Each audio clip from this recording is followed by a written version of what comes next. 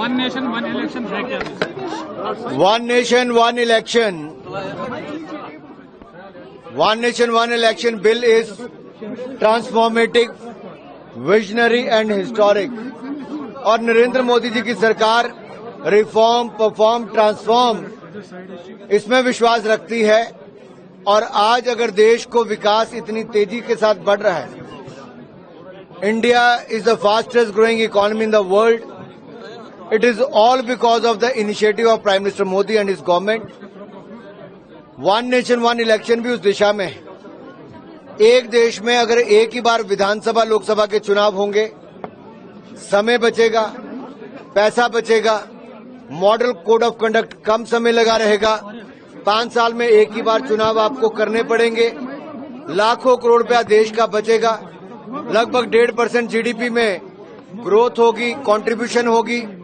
और जो हमारे एम्प्लॉयज हैं, टीचर हो, पैरामिलिट्री फोर्सेज हो, गवर्नमेंट एम्प्लॉयज हो, ये सब अपना अपना काम कर सकते हैं। पैरामिलिट्री फोर्सेज अपना सिक्योरिटी का काम कर सकती है, टीचर पढ़ाई का काम कर सकते हैं, अधिकारी अपना इम्प्लीमेंटेशन का काम बेहतर कर सकते हैं।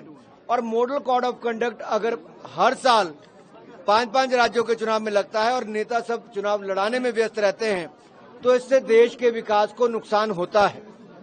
इसलिए हमने कहा है कि ये पहली बार नहीं, 1952 से लेकर 1967 तक, 1952 से लेकर 1967 तक वन नेशन वन इलेक्शन होता था। पार्लियामेंट और विधानसभा के चुनाव इकट्ठे होते थे, लेकिन बार बार जिस तरह से कांग्रेस ने सरकारें गिराई या अन्य कारणों से गिरी, उसके कारण अलग थलग पड़ गए राज्यों के चुनाव। अब समय आया है एक राष्ट्र एक चुनाव करने के लिए। इलेक्शन कमीशन ने कई बार कहा, इंदिरा जी की सरकार में 1983 में कहा, 1999 में लॉ कमीशन ने कहा, अब हाई लेवल कमेटी ने कहा, बहुत सारे राजनीतिक दलों ने कहा कि एक राष्ट्र एक चुनाव होंगे तो ये राष्ट्र हित में होगा, इससे देश का भला होगा।